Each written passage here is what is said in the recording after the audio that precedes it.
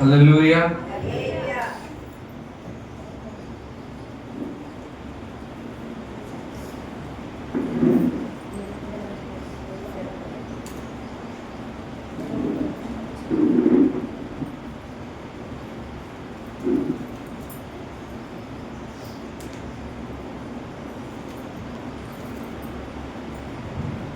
మన ప్రభువును రక్షకుడైన యేసుక్రీస్తు అనే అతి శ్రేష్టమైన నామానికి మహిమ కలుగునుగాక. ఆమేన్. హల్లెలూయా, హల్లెలూయా. ప్రభు పేరిట మీ అందరికీ ప్రత్యేకమైన వందనాలు. అందరూ బాగున్నారు కదా? మన దేవుడు మంచి దేవుడు, మనతో నడిచే దేవుడు. హల్లెలూయా. ఉదయకాలం దేవుని మాటను మనం చూద్దాం. పరిశుద్ధ బైబిల్ గ్రంథంలో నుండి మొదటి సమూయేలు గ్రంథము 17వ అధ్యాయము. మొదటి సమూయేలు గ్రంథము 17వ అధ్యాయము 45వ వచనం నుండి కొన్ని వచనాలు చదివే వాళ్ళు మైక్ తీసుకుని చదవండి. 45 నుంచి కొన్ని వచనాలు. 45, 46 రెండు వచనాలు. వాళ్ళు చదువుతారా? మైక్లో మైక్ 45, 46, 47 కూడా. దావీదు, నీవు కత్తియు ఈటయు బల్లెము ధరించుకొని నా మీదికి వచ్చుచున్నావు. అయితే నీవు తిరస్కరించిన ఇశ్రాయేలీయుల సైన్యములకు అధిపతి అయిన యెహోవా పేరిట నేను నీ మీదికి వచ్చుచున్నాను. ఈ దినమున యెహోవా నిన్ను నా చేతికి అప్పగించును. నేను నిన్ను చంపి నీ తల తయారు వేతును. ఇశ్రాయేలీయులలో దేవుడున్నాడని లోక నివాసులందరూ తెలుసుకున్నట్లు నేను ఈ దినమున ఫిలిష్తీయుల యొక్క కళేబేరములను, ఆకాశ పక్షులను దుర్మగములకు ఇత్తును. అప్పుడు యెహోవా కత్తి చేతను ఈట చేతను రక్షించువాడు కాడని ఈ దండువారందరూ తెలుసుకుందరు. యుద్ధము యెహోవాదే. ఆయన ఆ మాట కూడా చదవండి. ఆయన మిమ్మల్ని మా చేతికి అప్పగించినని చెప్పాను. ఈ చదవబడిన ఈ 3 వచనాలు చాలా జాగ్రత్తగా చూస్తే అది ఎవరు చెప్తున్నారు ఆ మాటలు అంటే దావీదు మాట్లాడుతున్న మాటలు. ఎవరి ఎదుట ఈ మాటలు చెబుతున్నాడంటే అప్పటి వరకు ఒక 40 రోజుల నుంచి ఇశ్రాయేలుల సైన్యం అంతటిని గడగడలాడించి భయాందోళనకు గురి చేసి పూర్తిగా ఒక్కరు కూడా యుద్ధంలోనికి దిగనివ్వకుండా నిస్సహాయమైన స్థితిలోకి తీసుకువెళ్ళిన ఈ భయానికే భయం యొక్క స్వరముగా మారిన గొలియాతు, ఫిలిస్తీయులలో గాతు వాడైన గొలియాతుతో ఎవరు మాట్లాడుతున్నారంటే దేవుడు ఇశ్రాయేలులో ఏర్పరచుకున్న దావీదు మాట్లాడుతున్నాడు. అప్పటికి దావీదు చాలా చిన్నవాడు.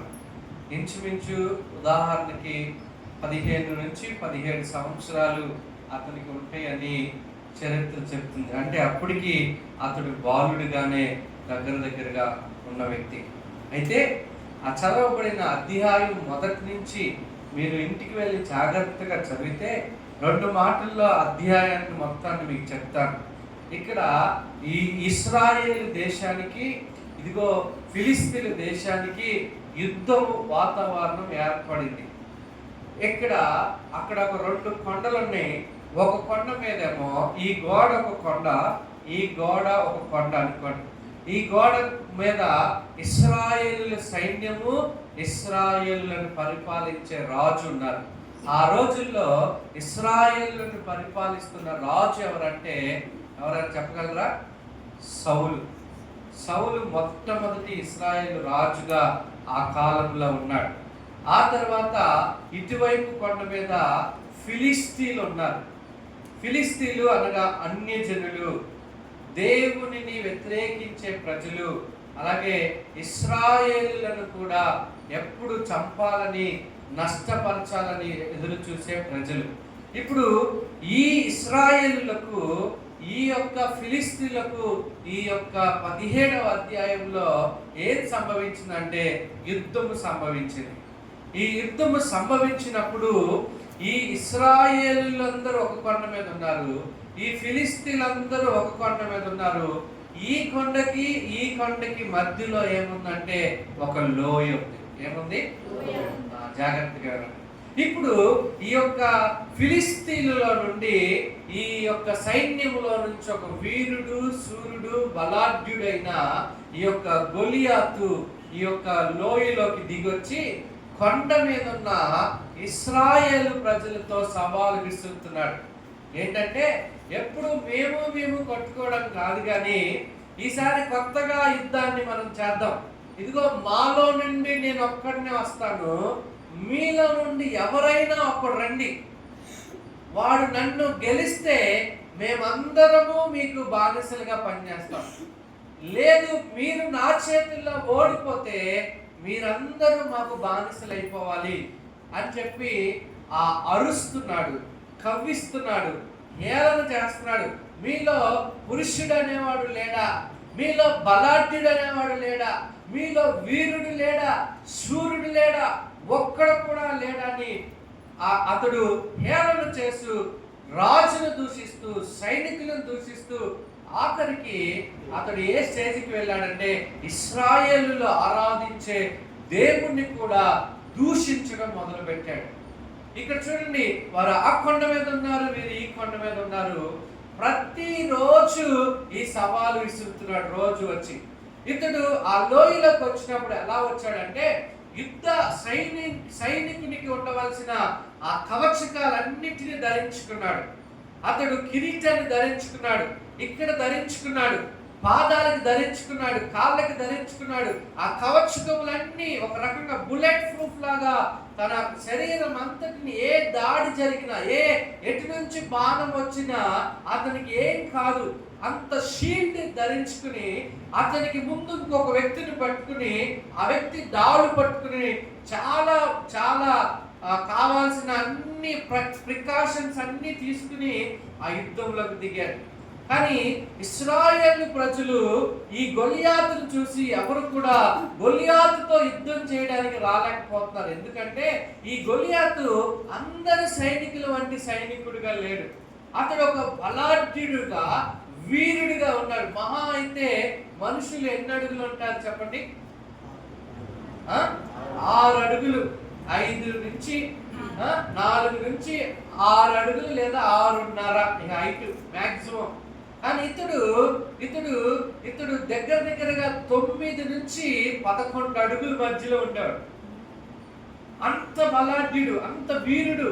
ఎందుకంటే అతను చూస్తేనే భయం అనే స్వరం చెవులో వినబడుతుంది. అక్కడ అందరినీ రమ్మనలేదు, ఒక్కడిని రమ్మన్నాడు. మీలో వీరుణ్ణి మీరే ఎంచుకునే వాడిని పంపిండి, వాడు నాతో గెలిచి చూపించండి, మేమందరం మీకు లోబడిపోతాం, మేమందరం మీకు బానిసలు అయిపోతాం. ఇప్పుడు ఒక్కడ కూడా రావట్లేదు. కారణం ఏంటంటే అందరూ అనుకుంటున్నారు కత్తుల చేత, ఈ యొక్క ఈటెల చేత మనం ఈ యొక్క గొలియాతుని గెలవలేము, మన బలముతో మన వల్ల కాదు. అంటే ఇక్కడ ప్రతిరోజు ఈ యొక్క ఇశ్రాయేలుకి సవాల్ విసిరబడుతుంది. అప్పటికి ఎన్ని రోజులు అయిపోయిందంటే 40 రోజులు అయిపోయింది. ఎన్ని రోజులు అయిపోయింది? 40 రోజులు. వీళ్ళు ఈ కొండ మీద ఉన్నారు, వీళ్ళు ఈ కొండ మీద ఉన్నారు. ఇతడు మాత్రం రోజు గర్జిస్తూనే ఉన్నాడు, తిడుతున్నాడు, హేళన చేస్తున్నాడు, నీచంగా మాట్లాడుతున్నాడు, దూషిస్తున్నాడు, దేవుణ్ణి కూడా దూషిస్తున్నాడు. 40 రోజులు అయిపోయింది. ఇక్కడ ఏం జరుగుతుందో ఇశ్రాయేల్ దేశంలో బహుశా అది తెలిస్తే అవమానమనో, లేదంటే ప్రజలు కూడా భయపడతారేమో అనో, ఇక్కడ జరిగే సమాచారం ఏది కూడా ఇశ్రాయేల్ దేశంలో గ్రామాల్లో ఉన్న ప్రజలకి తెలియనివ్వలేదు. ఎవరికి తెలియదు. యుద్ధానికి వెళ్ళారు, ఏమైందో తెలియదు, గెలిచారో తెలీదు, ఓడిపోయారో తెలీదు, బ్రతుకున్నారో తెలీదు, చచ్చిపోయారో తెలీదు. 40 రోజులు అయిపోయింది. ఆ ఆందోళనతో, ఆ భయంతో అసలు ఏమైందో తెలుసుకోవడానికి ఈ యొక్క దావీదు ఇంట్లో నుంచి ఒక 3 సైనికులుగా ఉన్నారు తన అన్నదమ్ములు. దావీదు వాళ్ళ అన్నలు ఇదే సైన్యంలో ఉన్నారు. ఇప్పుడు వాళ్ళ తండ్రికి కొంచెం విచారంగా ఉంది. కొంచెం నా పిల్లలు యుద్ధానికి వెళ్ళారు, ఇప్పుడు వాళ్ళు ఎక్కడున్నారు, అసలు ఉన్నారా లేదా, అసలు ఆ సమాచారం ఏంటి అని చెప్పి ఈ యొక్క గొర్రెలు కాసుకుంటున్న యెరూషలేము బెత్లెహేంలో ఉన్న ఆ ఒక దావీదుని తన తండ్రి యెష్షీ పిలిచి ఇగో వారికి భోజనాన్ని సిద్ధపరిచి, అక్కడ ఉన్న సైనికులకి కూడా, శతాధిపతులకు కూడా మంచి జున్ను గడ్డలను సిద్ధపరిచి, ఇవన్నీ ఇగో యుద్ధం జరుగుతున్న ఫలానా లోయ దగ్గర యుద్ధం జరుగుతుంది, అక్కడికి నువ్వు వెళ్ళి అన్నలకు సమాచారం, యుద్ధంలో వారు ఎలా ఉన్నారో వాళ్ళ క్షేమ సమాచారం, ఏదో ఒక గుర్తును తీసుకుని వాళ్ళ దగ్గర వాళ్ళ వస్తువో, వాళ్ళ వస్త్రమో, వాళ్ళ ఉంగరమో ఏదో ఒకటి, ఇగో మేము బాగానే ఉన్నామనే సమాచారాన్ని నువ్వు మాకు మరలా వచ్చి అందించు అని చెప్పి ఆ క్యారేజీ భోజనాలన్నీ కట్టి ఎవరిని పంపించారంటే 41వ రోజు దావీదుని అక్కడికి పంపించారు. హల్లెలూయా. ఎప్పుడైతే దావీదు అన్నల కోసం వెళ్ళాడో అందరి ముఖాలు నీరసంగా ఉన్నాయి, అందరి ముఖాల్లో భయం కనబడుతుంది, అందరి ముఖాల్లో నిరుత్సాహం కనబడుతుంది, అందరూ భయాందోళన మధ్యలో ఉన్నారు. ఒకవేళ ఆ కొండను విడిచి వెనక్కి వెళ్తే ఓటమిని ఒప్పుకున్నట్టే, మేము యుద్ధం చేయలేమంటే ఓటమిని అంగీకరించినట్టే. అలా అయినా కూడా వాళ్ళు బానిసత్వం చేయాల్సిందే. ఏం చెయ్యాలో తెలియక ఇటు లోయలోకి దిగలేక అటు వెనక్కి వెళ్ళలేక అక్కడే 40 రోజులు ఆ హేళనలు అనుభవిస్తూ ఆ భయాందోళన మధ్యలో వారి ప్రాణాలను గుప్పిట్లో పెట్టుకుని నిస్సహాయమైన స్థితిలో ఉన్నప్పుడు ఇదిగో క్యారేజ్ తీసుకుని వెళ్తే అక్కడ ఆ రోజు మరలా ఈ గొలియాతు రోజు చెప్పే ప్రకారం మరలా వచ్చాడు. మరలా వచ్చి తిడుతున్నాడు, మరలా వచ్చి హేళన చేస్తున్నాడు, మరలా వచ్చి దూషిస్తుంటే ఆ మాటలు బాలుడైన ఈ దావీదు చెవిలో పడ్డాయంట. దేవునికి స్తోత్రం. ఎప్పుడైతే దావీదు చెవిలో పడ్డాయో ఈ సున్నతి లేని ఫిలిస్తీయుడు జీవము కలిగిన దేవుణ్ణి అనడానికి ఎంత మాత్రపు వాడు. ఈ వచ్చిన మనం చూద్దాం. చూడండి, 17వ అధ్యాయంలో మీరు చూసినట్లయితే 25, 26 వచనాలు ఒకసారి చూడండి. ఇశ్రాయేలులో ఒకడు వచ్చుచున్న ఆ మనిషిని చూచితిరే, నిజముగా ఇశ్రాయేలును తిరస్కరించుటకై వాడు బయలుదేరుచున్నాడు. వానిని చంపిన వానికి రాజు బహుగా ఐశ్వర్యం కలుగజేసి తన కుమార్తె నుంచి పెళ్లి చేసి వాని తండ్రి ఇంటి వారిని ఇశ్రాయేలులలో స్వతంత్రులుగా చేయననగా, దావీదు జీవము గల దేవుని సైన్యములను తిరస్కరించుటకు ఈ సున్నతి లేని ఫిలిష్తీయుడు ఎంతటి వాడు, వారిని చంపి ఇశ్రాయేలు నుండి ఈ నింద తొలగించిన వానికి బహుమతి ఏమని తన యొద్ద నిలిచిన వారిని అడగగా, జనులు వారిని చంపిన వారిని ఇట్లీలు చేయబడదని అతనికి ఉత్తరమిచ్చి. చాలు. ఇక్కడ మీరు చూసినట్టు ఆ పైన వచనం కూడా మీరు చూసినట్లయితే ఇక్కడ ఆ ఒక్క గొలియాతు ఏదైతే మాట్లాడుతున్నాడో ఆ మాటలన్నీ దావీదు వినెను. అంటే నేను చదువుతాను, మీరు చూడండి. 23వ వచనంలో ఉంటుంది, మీరు చూడండి. అతడు వారితో మాట్లాడుచుండగా గాతు ఫిలిస్తీయుడైన గొలియాతు అను సూర్యుడు ఫిలిస్తీయుల సైన్యములో నుండి వచ్చి పై చెప్పిన మాటలు చొప్పున పలుకుగా దావీదు వినెను. దావీదు ఎప్పుడైతే విన్నాడో దావీదికి రోషం కలిగింది, దావీదికి కోపం కలిగింది. అసలు ఈ సున్నత లేని ఫిలిస్తీయుడు ఏ ధైర్యంతో నా దేవుణ్ణి దూషిస్తున్నాడు, ఏ ధైర్యంతో నా సైన్యాన్ని దూషిస్తున్నాడు, ఏ ధైర్యంతో నా రాజును దూషిస్తున్నాడు, అసలు ఎవడు, అసలు ఎందుకు ఇతడు ఇంత దూషిస్తుంటే ఎందుకు వెళ్ళట్లేదు ఎవరు కూడా, ఎందుకు ఇతన్ని తల నరకి వేయట్లేదు అంటే అక్కడ సైనికులు చెప్తున్నారు, ఇదిగో ఎవరు వెళ్ళట్లేదనే రాజు గారు కూడా ఒక ఆఫర్ ఇచ్చారు. ఇదిగో ఎవరైనా వాడి మీదకి వెళ్ళి వాడి వాడిని హతము చేస్తే అతన్ని ఐశ్వర్యవంతుని చేసి అతనికి బహుమానాలు ఇచ్చి, అంతేకాదు అతని కూతుర్ని కూడా ఇచ్చి పెండ్లి చేస్తానని చెప్పినా కూడా ఒక్కరు కూడా ముందుకు రాలేని పరిస్థితుల్లో ఉన్నారు. ఇదిగో 40 రోజుల నుంచి ఇదే జరుగుతుందంటే ఇతడు ఇంకా గట్టిగా కేకలు వేస్తున్నాడు. ఎవరు? దావీదు. ఎందుకు అసలు మీరు ఊరుకోవట్లేదు? నేనంత అనే మాటలు ఎక్కడి వరకు వెళ్ళి వినబడ్డాయి అంటే, దావీదు చెప్పిన మాటలు, దావీదు అందరినీ అడుగుతున్న మాటలు అక్కడున్న రాజుకి వినబడ్డాయి. ఎప్పుడైతే రాజుకి వినబడ్డాయో, నేను వెళ్తాను అన్న మాట 40 రోజుల నుంచి వినబడలేదు. నేనున్నాననే మాట 40 రోజుల నుంచి వినబడలేదు. భయం అనే మాటలు వినబడ్డాయి. అమ్మో అనే మాటలు వినబడ్డాయి. నేను వెళ్ళను, నేను చచ్చిపోతాననే మాటలు వినబడ్డాయి. కానీ ఈ 41వ రోజు ఒక మాట వినబడుతుంది. ఏంటో తెలుసా? ఇదిగో సున్నత లేని ఫిలిష్తీయుడు ఎవడు, నేను వెళ్తాను అనే మాట వినబడగానే అతన్ని తీసుకురండి అన్నారు. నువ్వు వెళ్తావా?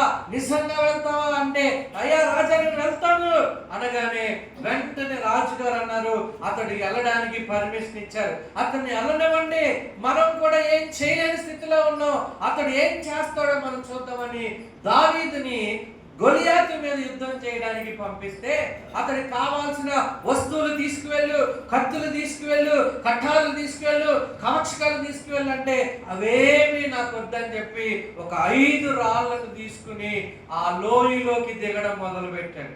ఎప్పుడైతే దావీదు లోయలోకి దిగడం మొదలెట్టాడో, గొలియాతు దావీదును చూసి నవ్వుతున్నాడు, హేళన చేస్తున్నాడు. నేను కుక్కను అనుకున్నావా? రాళ్ళు తీసుకుని వస్తున్నావా? నేనంటే ఏమనుకుంటున్నావు? నువ్వు వచ్చావేంటి?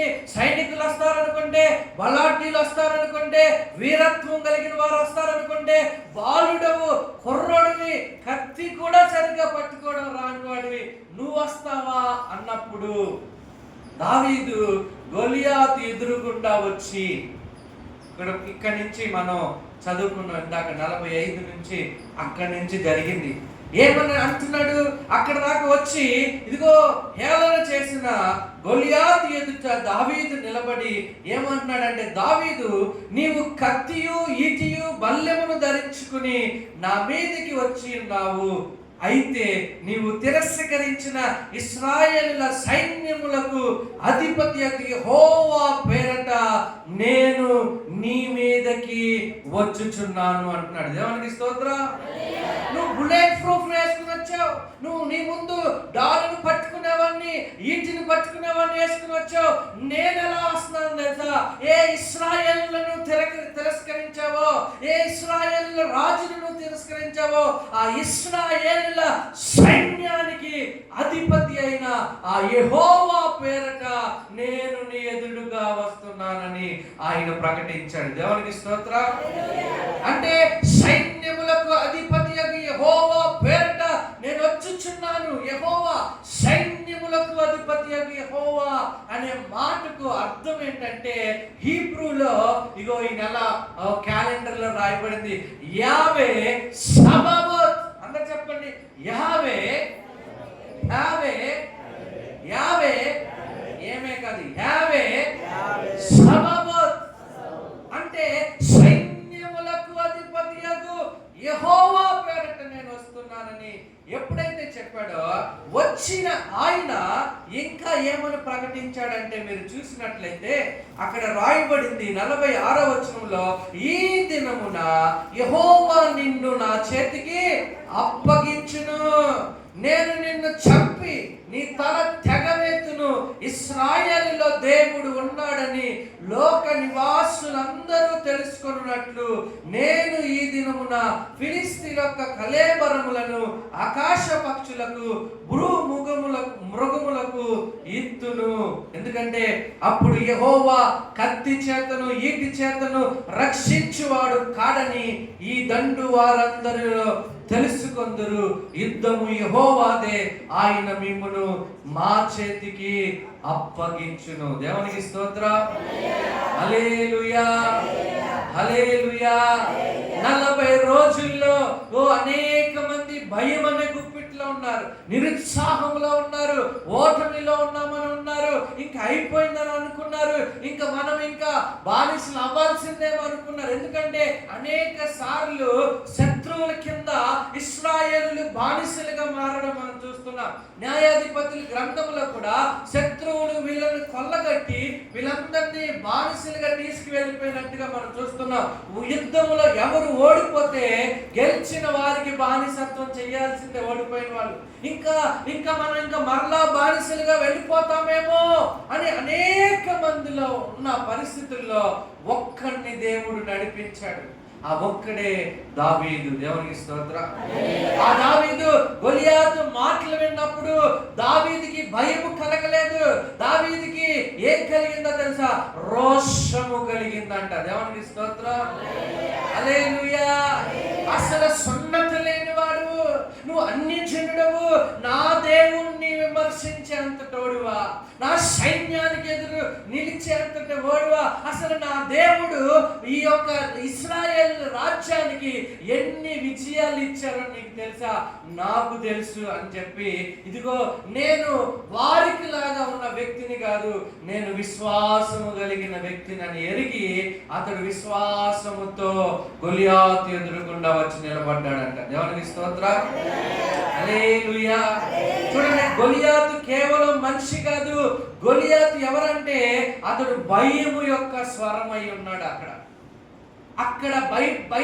నేను భయపడలేదు అన్న వాళ్ళు ఒక్కరు కూడా రాజుతో సహా లేదు. అందరూ భయపడిపోయారు. అంతే, అంతమందిని ఒకేసారి వణికించిన వీరుడు.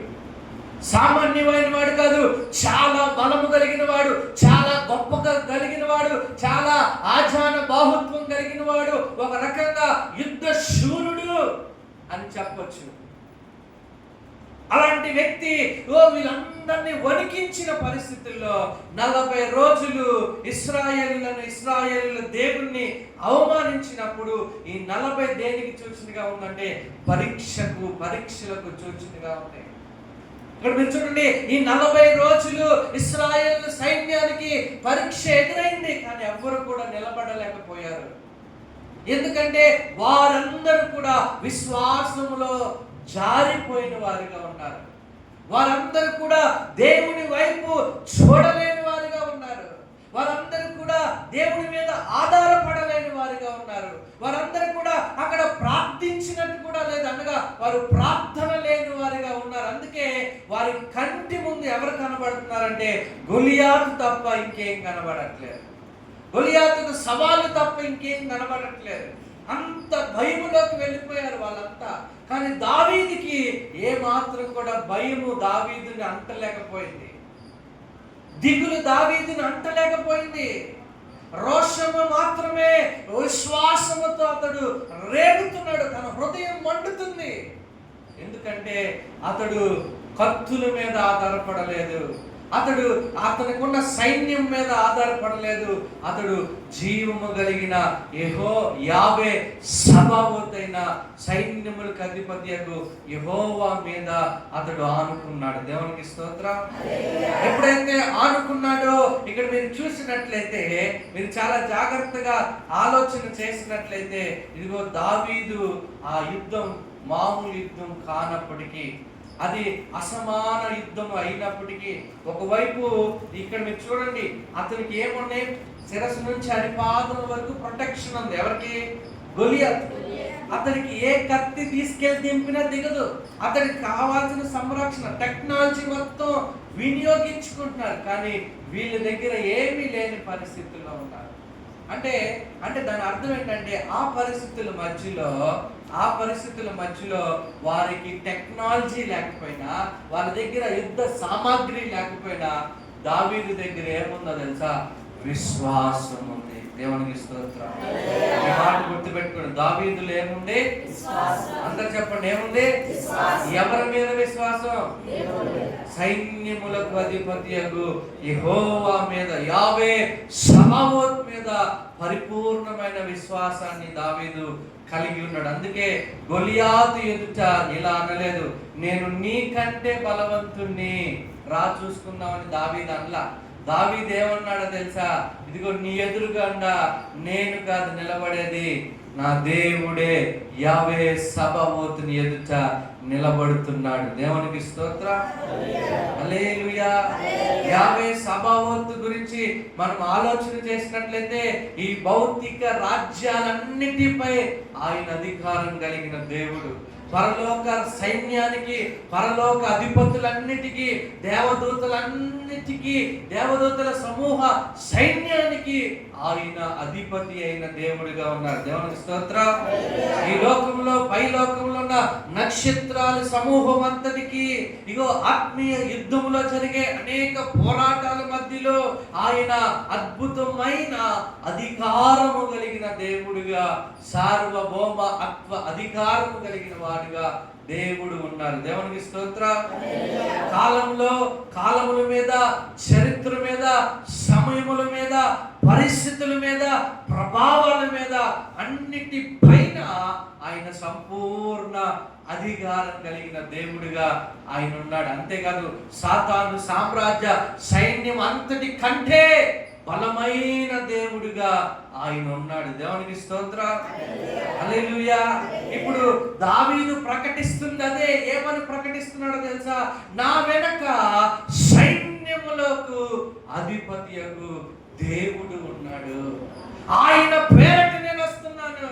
నా బలముతో నేను రావట్లేదు, నా జ్ఞానంతో నేను రావట్లేదు, నా ధైర్యంతో నేను రావట్లేదు, నా నిపుణతతో నేను రావట్లేదు. నా దేవుడిపై ఉన్న విశ్వాసముతో నేను ఈ అడుగు వేస్తున్నానని ప్రకటించాడు. దేవునికి స్తోత్రం. హల్లెలూయా. అందుకే సంఘముగా, కుటుంబాలుగా, వ్యక్తిగతంగా మన జీవితాల్లో కూడా ఇదిగో ఆ రోజు ఇశ్రాయేలుకి ఎదురైన ఈ గొలియాతు వలె మన జీవితంలో కూడా చాలా రకరకాల గొలియాతులు ఉన్నారు. చాలా జాగ్రత్తగా గమనించండి. ఏంటి ఆ గొలియాతు? మనం ఎదుర్కొంటున్న గొలియాతు ఏంటి అంటే, మన జీవితాల్లో కూడా గొలియాతులు ఉన్నారు, మన పరిస్థితుల్లో గొలియాతులు ఉన్నారు. మనం ఎదుర్కొంటున్న ఈ ఆత్మీయ జీవితంలో గొలియాతులు ఎదురవుతారు.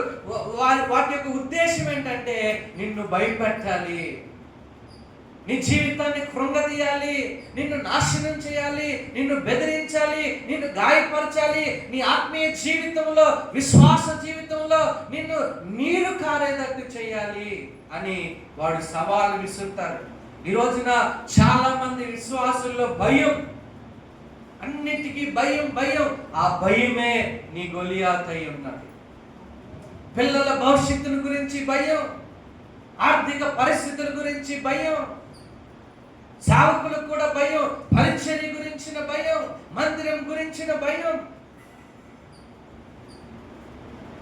కుటుంబాల్లో జరిగే అసమాధాన కార్యాలు, సమాధానం లేకపోవడం, శాంతి లేకపోవడం, ప్రేమ లేకపోవడం, అన్యోన్యత లేకపోవడం, ఇవన్నీ గొలియాతు వేసే సవాళ్ళే.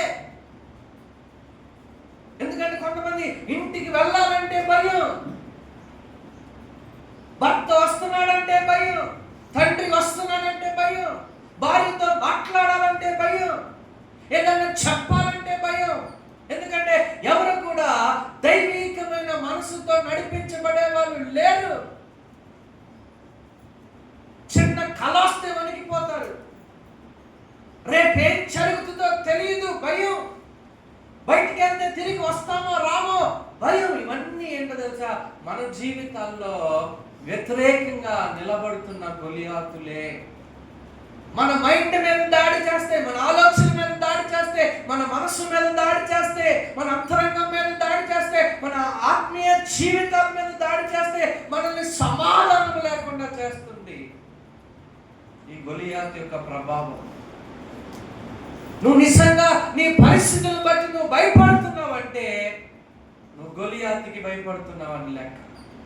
నీ బిడ్డల భవిష్యత్తుని గురించి నువ్వు భయపడుతున్నావంటే ఇదిగో గొలియాతుకి నువ్వు భయపడుతున్నావని లెక్క. నీ ఆర్థిక పరిస్థితులు చూసినప్పుడు నువ్వు భయాందోళనకి గురవుతున్నావంటే, నీకు క్షేమము అనేది కనిపించట్లేదంటే, నీకు ఒక నిరీక్షణ అనేది వినిపించట్లేదంటే నువ్వు ఆల్రెడీ ఇశ్రాయేలు సైన్యంలో వారు ఎలా ఉన్నారో నువ్వు కూడా అలాగే ఉన్నావు. కారణం ఏంటో తెలుసా? నువ్వు విశ్వాసంలో జారిపోయావు. ఎవరిపై విశ్వాసం? ఇదిగో సైన్యములకు అధిపతియగు దేవుని పై నువ్వు ఉంచవలసిన విశ్వాసములో జారిపోయావు కనుక ఇదిగో నీ ఎదురుకుండా గొలియాతు కనపడగానే నువ్వు వణికిపోతున్నావు, నువ్వు కృంగిపోతున్నావు, నువ్వు వేదనకి గురవుతున్నావు, నువ్వు బాధకి గురవుతున్నావు, నువ్వు అసమాధానికి గురవుతున్నావు, నువ్వు చింతకి గురవుతున్నావు, నువ్వు నిద్ర కూడా నీకు పట్టని పరిస్థితిలోకి నువ్వు వెళ్ళిపోతున్నావు. కారణం ఏంటో తెలుసా?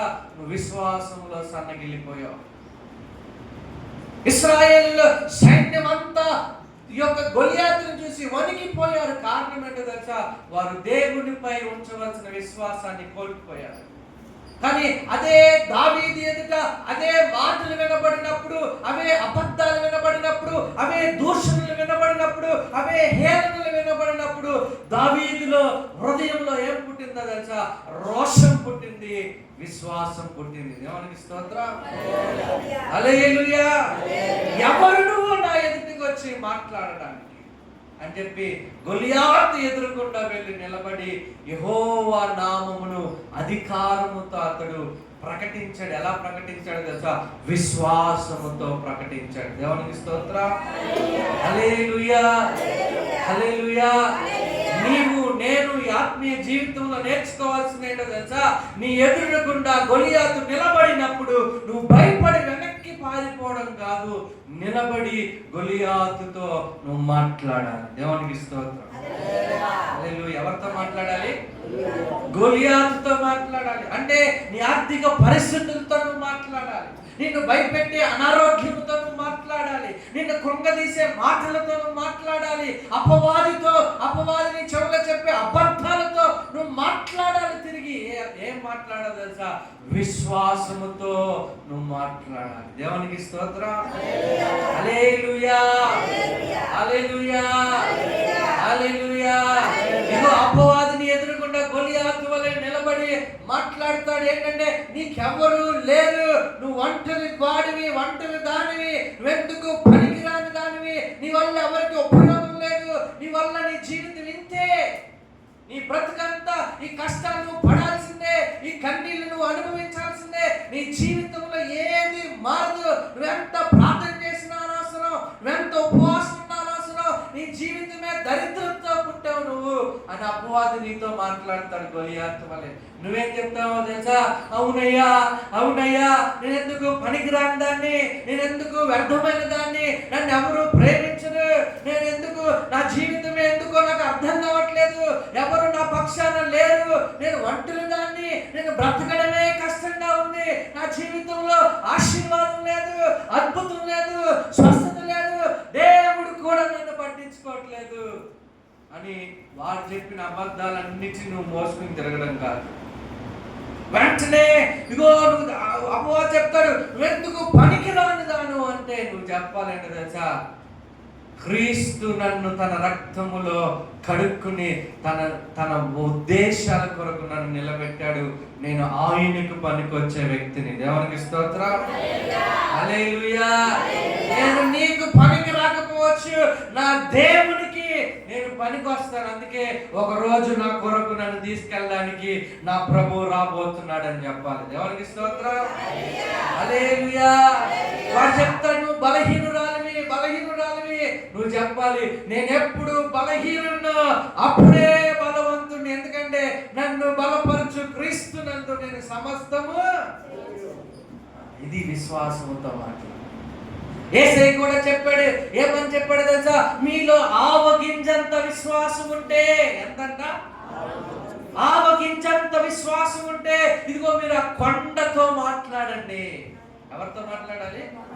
ఆ కొండతో మాట్లాడండి. ఇదిగో అది ఇక్కడి నుంచి కదులు అని మీరు విశ్వాసంతో ప్రకటిస్తే మీ ఎదురుగా ఉన్న బలమైన కొండ, ఆ పెద్ద కొండ, అధికారం కలిగిన కొండ అలా మీకు దారిస్తుందంట. దేవునికి స్తోత్రం. కారణం ఏంటో తెలుసా? నీలో నుండి విశ్వాసముతో నుండి వచ్చే ఆ వాక్కులో శక్తి ఉంది కనుక నీ ఎదురుగా ఉన్న పర్వతములు ఏమవుతాయి తెలుసా? చదును భూమిగా మారిపోతాయి. హల్లెలూయా. ఒకరోజు జెరుబ్బాబెలు వెళ్తుంటే జెరుబ్బాబెలు కంట పెద్ద పర్వతం అడ్డొచ్చిందంట. ఇదిగో దేవుని స్వరం అక్కడ వినబడుతుంది, ఓ జెరుబ్బాబెలు కట్టుగా ఉన్న పర్వతమా చదును భూమిగా మారు అనగానే అక్కడ చదును భూమి అయిపోయింది. దేవునికి స్తోత్రం. హల్లెలూయా. గొలియాతును చూసి భయపడితే నీ జీవితాంతం నువ్వు భయపడాలి, నీ జీవితాంతం ఓడిపోవాలి, నీ జీవితాంతం అదే దరిద్రతలో ఉండాలి, అదే అనారోగ్యంలో ఉండాలి, అదే బలహీనతలో ఉండాలి, అదే పేదరికంలో ఉండాలి, అదే అదే ఒక ఆత్మీయ దిగజారిపోయిన అవిశ్వాసంలో నువ్వు జీవించాలి. అయితే నీ గొలియాతుని జయించే శక్తి ప్రభు నీ ఎదుట నీకుందని నమ్మి నీ గొలియాతుతో నువ్వు పోరాడడానికి విశ్వాసముతో నువ్వు నిలబడాలి. దేవునికి స్తోత్రం. హల్లెలూయా. దాని అర్థం ఏంటో తెలుసా? నీలో ఒక అనారోగ్యం ఉంటే ఆ అనారోగ్యాన్ని నువ్వు జయించే వరకు నువ్వు నిద్రపోవడానికి వీల్లేదు. నువ్వు నిజంగా కఠినమైన ఆర్థిక పరిస్థితుల్లో కృంగిపోతుంటే ఆ ఆర్థిక పరిస్థితుల్లో మెరుగుపరచబడే వరకు, నువ్వు ఆశీర్వాదం చూసే వరకు, అక్కడ ఒక విడుదల దొరికే వరకు నువ్వు విశ్వాసముతో పలుకుతూనే ఉండాలి. దేవునికి స్తోత్రం. హల్లెలూయా. ఏది నీ ముందు పోరాటంగా ఉంది, ఏది నీకు కష్టంగా ఉంది, ఏది నిన్ను భయపెట్టేదిగా ఉంది, ఏది నిన్ను కృంగదీసేదిగా ఉంది, అక్కడ నువ్వు నీ తల దించడం కాదు, ప్రభు కొరకు నువ్వు నీ తలను పైకెత్తాలి. హల్లెలూయా. ప్రభు కొరకు నీ తలను పైకెత్తి నీవు దానిని జయించడానికి నిలబడాలి. ఎందుకో తెలుసా? దేవుడు నిన్ను విడిచిపెట్టలేదు, ఆయన నీతో ఉన్నాడు గనుక. హల్లెలూయా. ఆయన అన్నాడు, సదాకాలము నేను మీతో కూడా ఉన్నాను, నా సన్నిధి మీకు తోడుగా వస్తుంది, నేను మిమ్మల్ని ప్రేమిస్తున్నాను, నేను మిమ్మల్ని విడువను ఎన్నడు. ఈ వాగ్దానాలన్నీ కలిగిన మనం ఎందుకు కృంగిపోవాలి, ఎందుకు భయపడాలి, ఎందుకు నలిగిపోవాలి?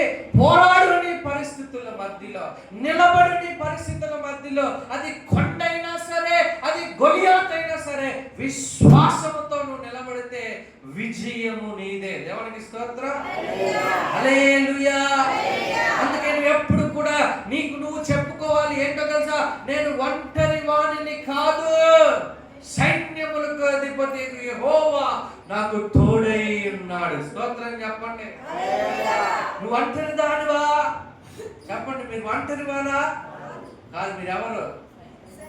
సైన్యములకు అధిపతి యెహోవా దేవుడు మీకు ఏమై ఉన్నాడు? తోడై ఉన్నాడు. యావే సబావత్. ఎందుకు? ఇశ్రాయేలులు గొప్ప గొప్ప విజయాలు యుద్ధాల్లో చూసారో తెలుసా? ఇశ్రాయేలుల సైన్యానికి ముందు ఆయన నడిచేవాడంట. దేవునికి స్తోత్రం.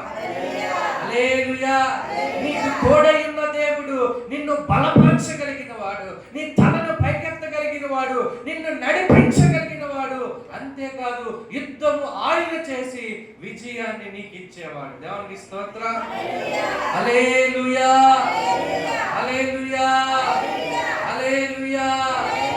ఈ మధ్యాహ్నం నిజంగా ఎక్కడ నువ్వు బలహీనమైపోతున్నావు ఆలోచించు.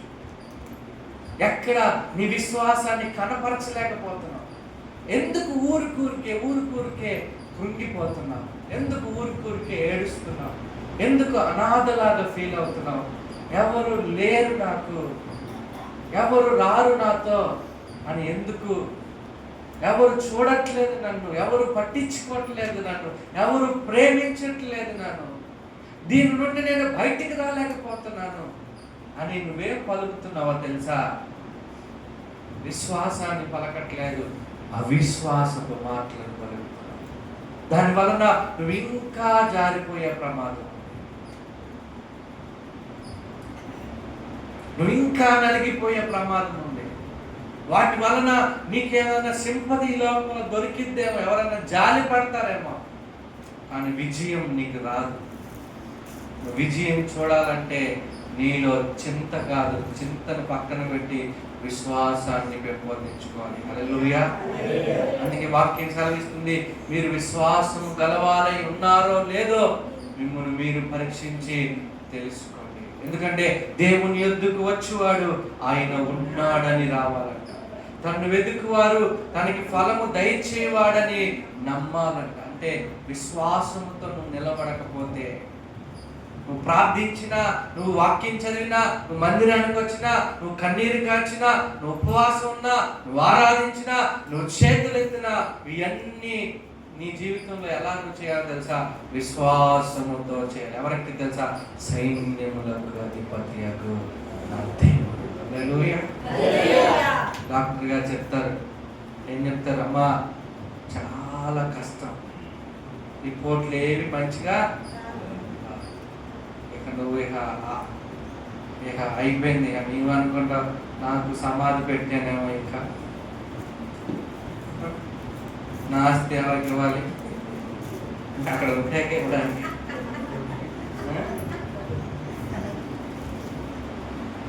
మీకు సంగతి తెలుసా?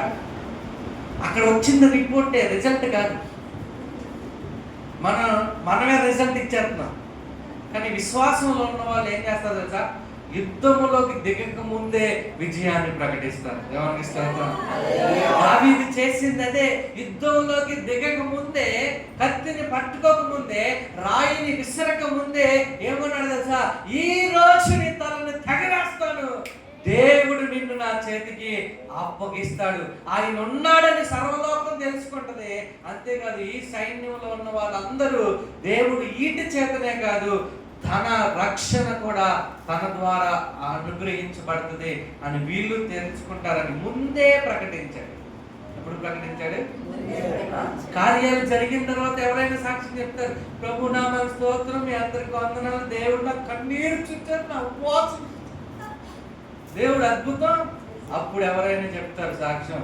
ఇవో కష్టాల మధ్యలో చెప్పాలి, కష్టంతో చెప్పాలి సాక్ష్యం. నువ్వేం చెప్పాలి తెలుసా? ఓ కష్టమా విను, నా దేవుడు ఎన్నో కష్టాల నుండి నన్ను లేవనెత్తగలిగిన వాడు. హల్లెలూయా. నీవు నన్ను కృంగదీయలేవు, నీవు నన్ను బలహీనపరచలేవు, ఇదిగో నువ్వు చూస్తూనే ఉండు, నిన్ను దాటుకుని నేను అద్భుతమైన స్థాయిలోకి వెళ్ళిపోతాను. హల్లెలూయా. అది సాక్ష్యం చెప్పాలి. మందిరంలో చెప్పేది నిజమైన సాక్ష్యం కాదు అసలు. నీ యొక్క కొండకి నువ్వు చెప్పాలి, నీ గొలియాతు ఎదుట నువ్వు చెప్పాలి. అందుకే నువ్వు నేను ఏం చేయాలి తెలుసా? మనం ఈ దావీదంట అతడు వెళ్ళిన తర్వాత ఒక 5 రాళ్ళను చేతిలో పట్టుకున్నాడు. ఎన్ని రాళ్ళు? 5 రాళ్ళు 5 గుణలక్షణాలకి సూచనగా ఉంది. ఒకటేమో విశ్వాసానికి సూచనగా ఉంది. ఏం కలిగి ఉన్నాడు తెలుసా? దావీదు విశ్వాసాన్ని కలిగి ఉన్నాడు. రెండవదిగా చూస్తే ధైర్యంగా ఉన్నాడు. ఎలా ఉన్నాడు? వెళ్ళేటప్పుడు వస్తే వస్తాను అన్నా, నేను రాకపోతే డాడీ నువ్వే చూసుకో, నా గొర్రెలు మందలు జాగ్రత్త. చాలా మంది హాస్పిటల్కి వెళ్ళారు, ఇదే చెప్తారు, ఇంకెళ్తున్నానయ్యా, వస్తాను రాను, జాగ్రత్త, ఇల్లు జాగ్రత్త, గేద జాగ్రత్త, దూడ జాగ్రత్త. అసలు వీళ్ళు ఫిక్స్ అయిపోయారు, వస్తాను రానా తెలియదు. నువ్వేం చెప్పాలి తెలుసా? ఖచ్చితంగా నేను వస్తానని చెప్పాలి. హల్లెలూయా. అదే విశ్వాసం అంటే. దేవునికి స్తోత్రం. ఈ రోగం నన్ను ఏం చేయలేదని చెప్పాలి, ఈ బలహీనత నన్ను ఏం చేయలేదని చెప్పాలి, ఈ పేదరికం నన్ను ఏం చేయలేదని చెప్పాలి. అదే విశ్వాస జీవితం అంటే. హల్లెలూయా. ఇదిగో దావీదు ఒక రాయికి చూచిన విశ్వాసానికి, రెండో రాయికి చూచిన ఏంటో తెలుసా? ధైర్యానికి చూచిన. భయపడలేదు, ధైర్యంగా ఉన్నాడు. చెప్పే 2 మాటలైన ఎలా చెప్పాడు తెలుసా? ధైర్యంగా ప్రకటించాడు. హల్లెలూయా. అనుమానం ఎక్కడా లేదు దావీదు జీవితంలో, ఎందుకంటే తన దేవుడు తన కోసం ఏం చేయగలడని నమ్మేశాడు అంతే. హల్లెలూయా. విశ్వాసం కలిగి ఉన్నాడు, ధైర్యం కలిగి ఉన్నాడు. మూడో రాయి ఏంటంటే దావీదు దేవునితో సహవాసం కలిగిన వ్యక్తి, దేవునితో ప్రార్థనా జీవితం కలిగిన వ్యక్తి దావీదు. దేవునితో సంబంధం. ఈ విశ్వాసం ఎక్కడి నుండి వస్తుంది, ఈ ధైర్యం ఎక్కడి నుండి వస్తుంది అంటే దేవునితో నడిస్తే వస్తుంది. హల్లెలూయా. హల్లెలూయా. అందుకే మనలో విశ్వాసం ఉండాలి, ధైర్యం ఉండాలి, దేవునితో సహవాసం ఉండాలి, అనగా ప్రార్థన జీవితం ఉండాలి. 4వది ఏంటో తెలుసా? విశ్వాసంతో ముందుకు దూకేశాడు, అనగా విశ్వాసంతో ముందుకే వెళ్ళాడు తప్ప వెనక్కి వెళ్ళలేదు. మనం ముందుకే వెళ్ళాలి. వెనక్కి నాగటి మీద చేయి ఉంచి వెనక్కి తట్టు చూచువాడు నాకు పాత్రుడు కాదని దేవుడు చెప్పాడు. 5వది చూసినట్లయితే దావీదు దేవునికి విధేయుడిగా ఉన్నాడు. హల్లెలూయా. హల్లెలూయా. అందుకే గొలియాతును పడగొట్టింది దావీదు కాదు, గొలియాతును పడగొట్టింది ఎవరో తెలుసా? దేవుడు. యుద్ధం ఎవరికి అప్పచెప్పాడు?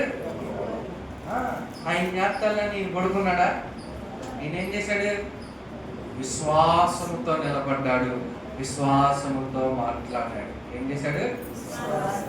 ఇది గుర్తుపెట్టుకోండి, విశ్వాసంతో నిలబడ్డాడు, విశ్వాసంతో మాట్లాడాడు, ప్రకటించాడు. మీరు నిజంగా విజయం చూడాలంటే మీరేం చేయాలో తెలుసా? విశ్వాసముతో నిలబడాలి, విశ్వాసముతో ప్రకటించాలి.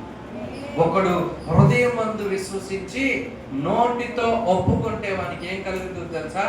రక్షణ కలుగుతుందండి. ఏం కలుగుతుంది?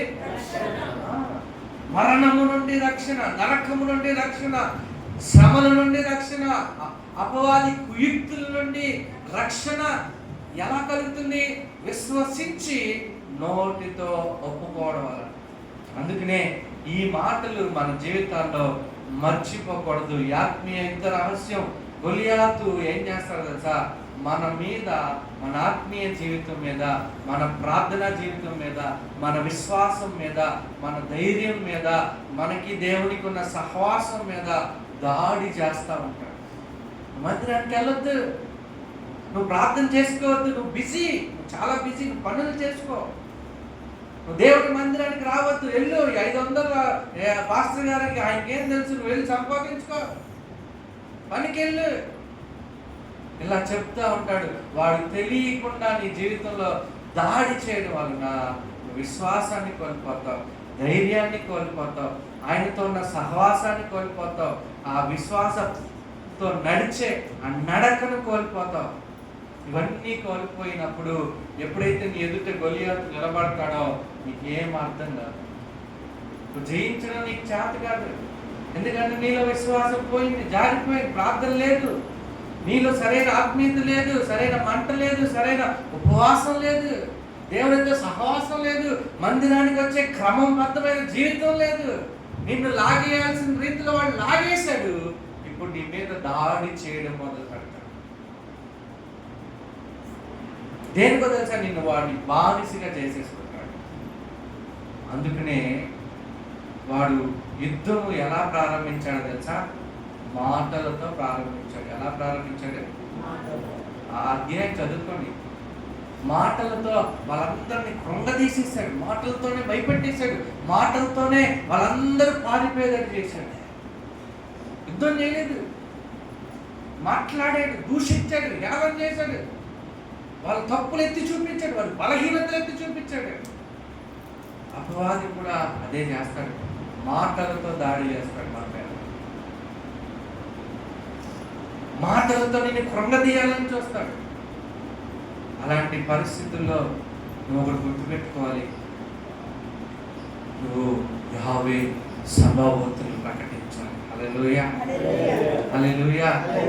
అందుకే నీ జీవితంలో కూడా ఒకవేళ గొలియాతు ఉన్నాడేమో, నువ్వు భయపడి వెనక్కి తగ్గుతున్నావేమో, మీరు కూడా ఇలా అనుకుంటున్నారేమో, నా వల్ల ఏమవుతుంది, నాకు శక్తి లేదు, నాకు జ్ఞానం లేదు, నాకు సామర్థ్యం లేదు, నాకు కావాల్సిన వనరులు లేవు, నేనేం చేయగలను అని అనుకుంటున్నారేమో. అయితే మీ హృదయంతో, మీ హృదయంలో నుండి మీ నోటితో విశ్వాసంతో ఇలా ప్రకటించాలి. ఏంటో తెలుసా?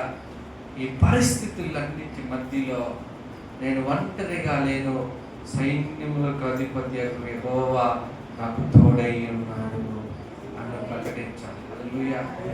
ప్రకటించి నువ్వు నీ కొండతో మాట్లాడాలి, నీ రోగంతో మాట్లాడాలి, ఇదిగో నీ ఆర్థిక పరిస్థితులతో మాట్లాడాలి, నీ పేదరికంతో మాట్లాడాలి, నీ భయముతో మాట్లాడాలి, నీ మెంటల్ టార్చర్ ఏదైతే ఉందో, ఏదైతే నిన్ను ఆలోచింపజేస్తుందో దానితో నువ్వు మాట్లాడాలి.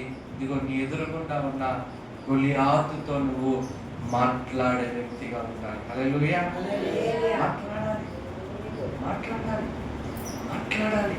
నీలో రోగం నీకు చెప్తుంది, డాక్టర్ ఏదని చెప్పంగానే నిన్ను భయం ఆవరించేసి చెప్తుంది, అయిపోయావు, నువ్వు చచ్చిపోతావు, నువ్వు చచ్చిపోతావు, నువ్వు చచ్చిపోతావు అని చెప్తుంది. నువ్వు చెప్పాలి, నేను చావను, నా దేవుని సెలవు లేకుండా మరణం నన్నేమి చేయదు. నజరేయుడైన యేసు నామములో, నా ప్రభువు సిలువలో ఆయన పొందిన దెబ్బల చేత నాకేముంది, స్వస్థత ఉంది అని నువ్వు ప్రకటించాలి.